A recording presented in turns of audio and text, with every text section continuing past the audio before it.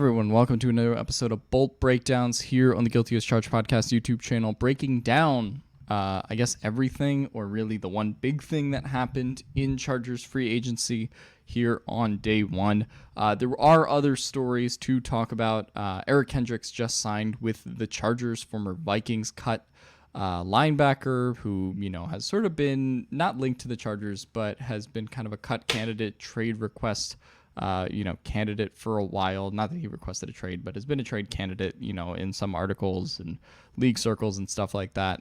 But obviously the, cap hit became too much for the Vikings this year at $9 million. They decided to cut him.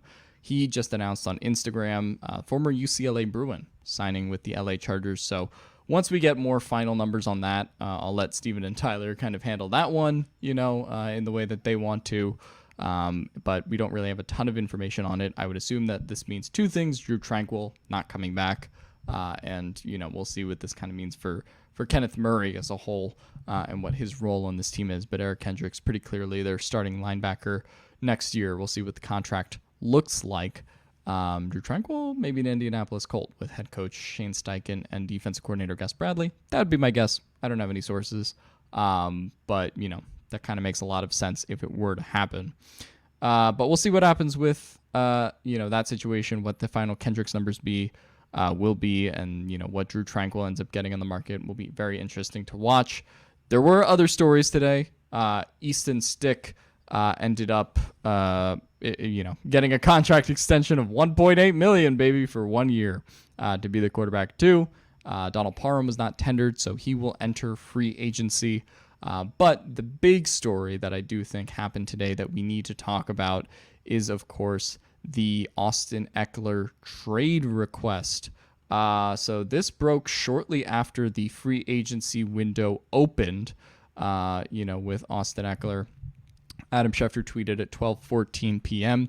Chargers running back Austin Ekeler is requesting permission to speak with other teams about a potential trade after preliminary talks with the team aimed at a contract extension did not progress, per his agent, Cameron Weiss. And so, again, this is solely at this stage requesting permission to speak with other teams, not knowing whether the Chargers will grant him that permission, to seek out a trade request. Worth pointing out that Ekeler at this point has 1 year left on his deal at $6.5 million, which is why these contract extension talks kind of came up, as a whole. Brad Spielberger of PFF kind of mentioned Austin Ekeler's contract extension as a way to save cap space, right? We've sort of been talking about the Austin Ekeler extension, potential Michael Davis extension, and obviously the big Justin Herbert extension. But the two main ways that the Chargers could have saved cap this year, with extensions were Michael Davis and Austin Ekeler. And clearly, we don't know what's happening with the Michael Davis extension, but the Austin Ekeler one is not going as well as Austin Ekeler would want it to go. And so, requesting to speak with other teams, requesting a trade effectively, so he can get that contract extension somewhere else. It is big news to talk about. Don't know what this will mean long term, right? Because obviously there's still a lot of ways that this could play out. He is under contract. This is March, right? I don't think that this will turn out into a holdout situation, right? Obviously that's something that a lot of fans saw with Melvin Gordon in 2019.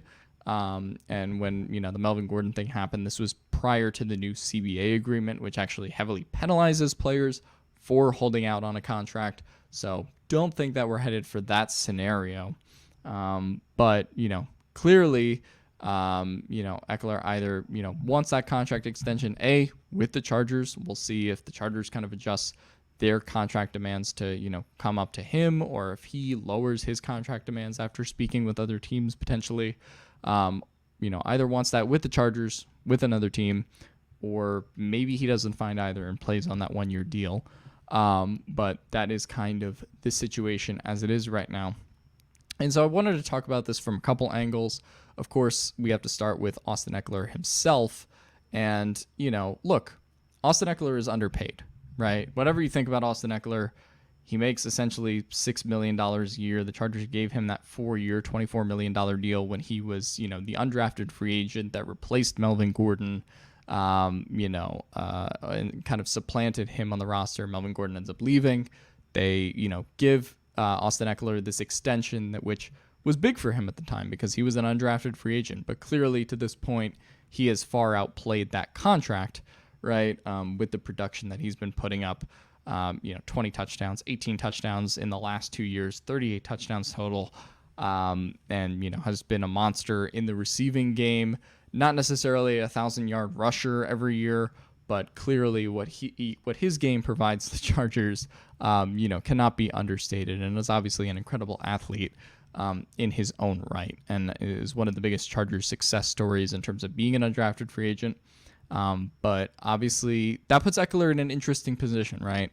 Because a lot of players, when they're 28, let's say 25 to 28, are looking for their second contract. But Austin Ekeler is kind of looking for his third contract and sort of his last chance to cash in, right? As at 28, we know how running back contracts and running back production dip after 30 around the league.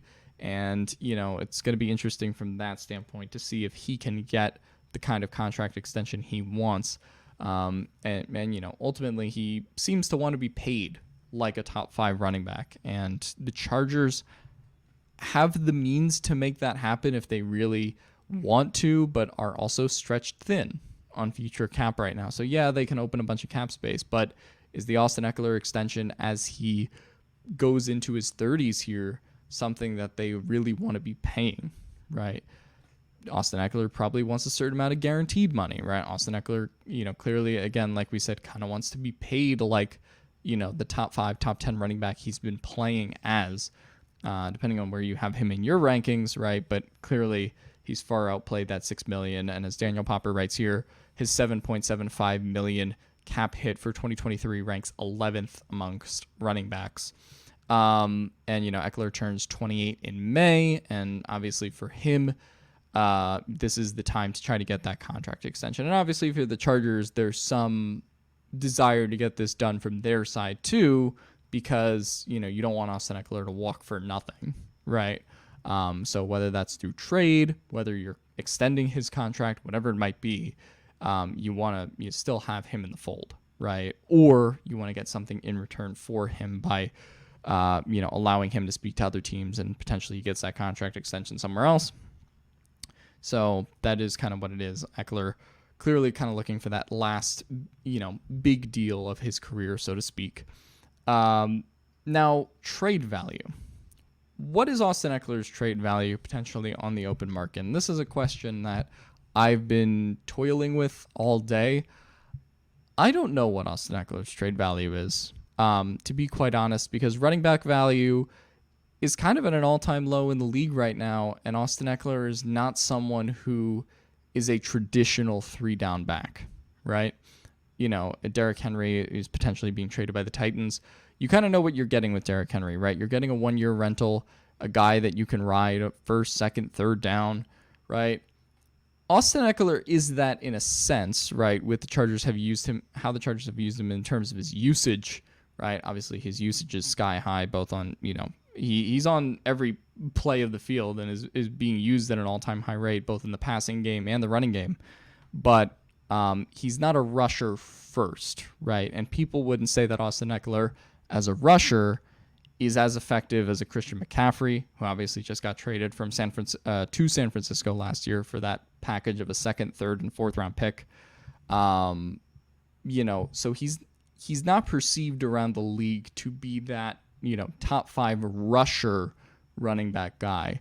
And I think in contract talks, that's kind of going to be something that comes up if you're talking to other teams, right? Because the best situation, and what the Chargers have tried to do with Austin Ekeler in terms of trying to find a running back 2 for him, is put Austin Ekeler in a situation where, yes, he's the running back 1, but also put him in a running back by committee to have a guy that, yes, obviously they're going to run the ball with Austin Ekeler, but to have a guy they can rely on to maybe be their power back behind him, right?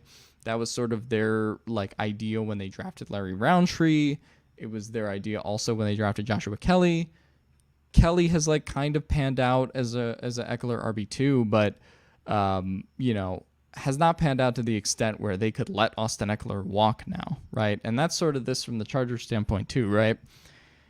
Austin Ekeler, requesting a trade would not be such a big deal if they hit on Larry Roundtree, if they hit on Joshua Kelly to the extent that he could be an RB1 going forward. Isaiah Spiller, still a very young player. I don't want to call that pick a miss, right? We don't know. But at the same time, like Isaiah Spiller, clearly they don't trust him yet as the youngest player in the draft last year. Didn't really get a lot of time in year one to contribute, and clearly still needs to kind of earn that from the coaching staff, so to speak, despite his draft positioning, right?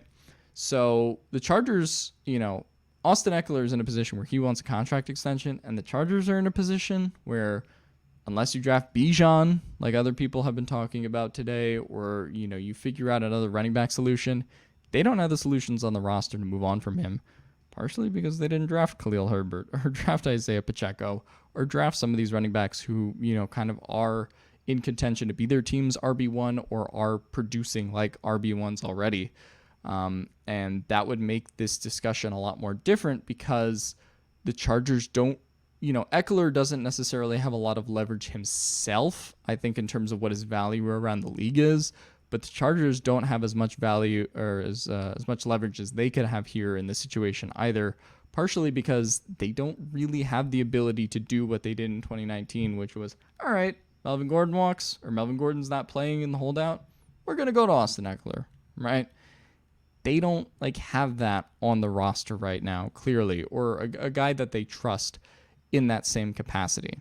And so that's what makes this situation a little bit different. I also think compared to the Melvin Gordon situation, Austin Ekeler's standing with the organization is clearly better too, right? So not to mention the CBA also finds players who hold out, so I don't think we have to worry about an Austin Ekeler holdout.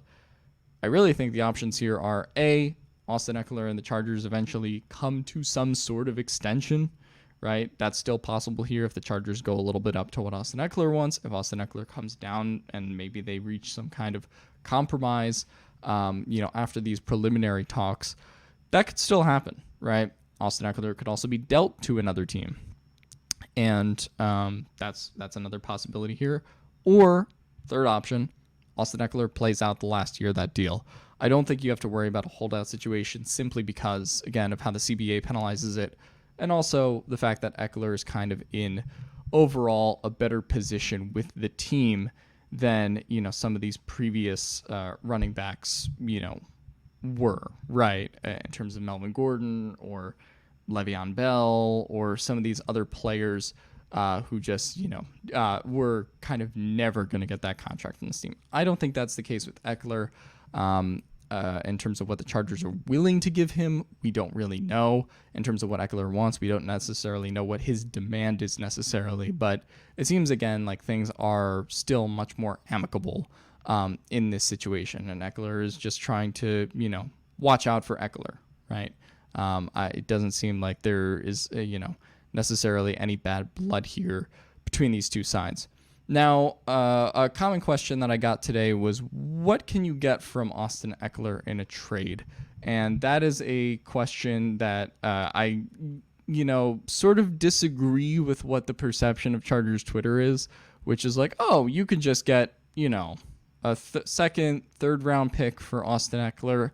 Because, if you look at, say, for example, the Christian McCaffrey trade from last year, overall, they end up getting a second, third, fourth, and a fifth round pick.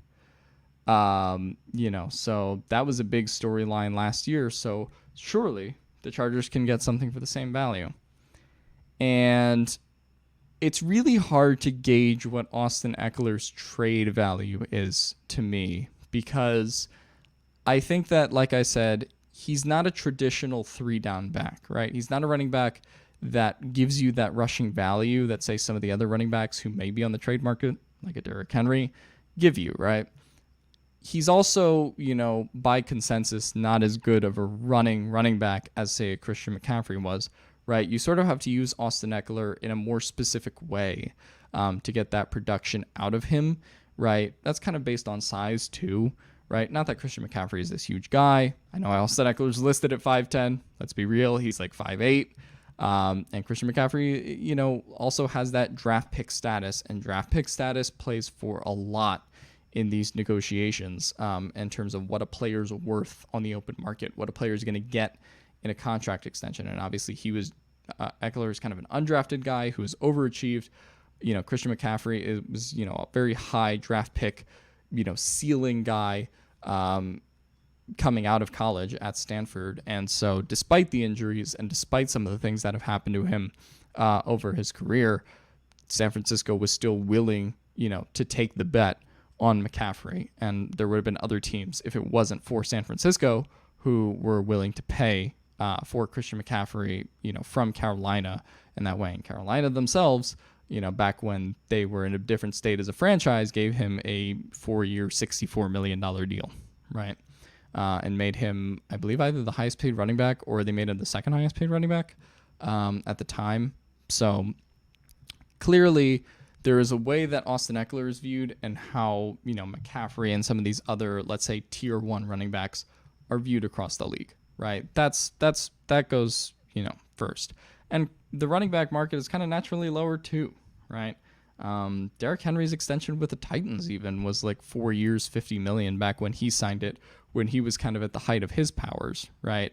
And, that's not like necessarily huge value for a running back. That's also because Derrick Henry is not quite as versatile as a CMC himself, right? In terms of what he gives you in the passing game and all that.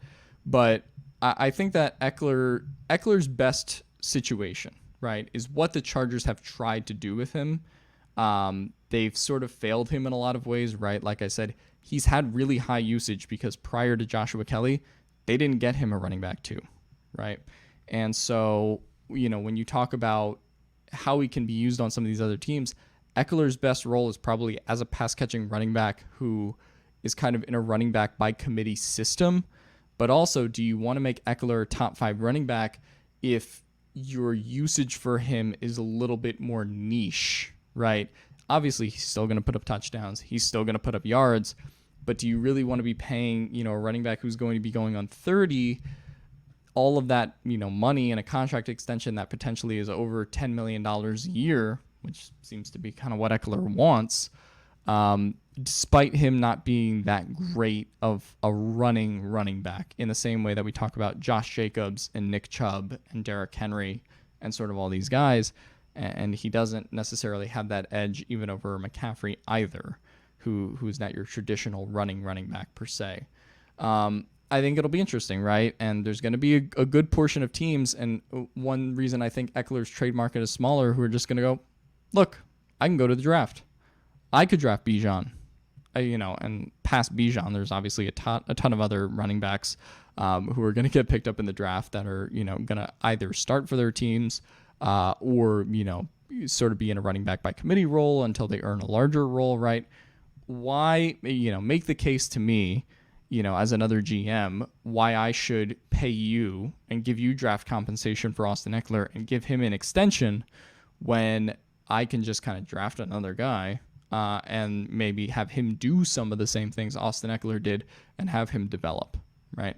Like that's going to be a common argument too, because Austin Ekeler obviously does not play a premium position in that sense in terms of how it's valued in the draft and in free agency and some of these other sorts of situations. So, I think it's really going to be interesting, I guess, to see how the Chargers and Ekeler work this impasse out, what Ekeler's value is on the trade market if we ever get to that point, because I think it's a little bit more niche than people think in terms of the teams that would be willing to, A, give him a contract extension and then sort of ride him as their number 1 running back. And then, see, I guess, how this all plays out and what's the timeline on all of these things. Is this something that still is going into the draft? Will it affect the Chargers' decision-making in that way? Do they resolve this with the contract extension or trade prior to the draft? We'll all see and let the process play out, of course. But that's it for this video. Thanks for sticking with me on Bolt Breakdowns. Steven and Tyler and some of the other guys, and I'm sure I'll do YouTube shorts or something.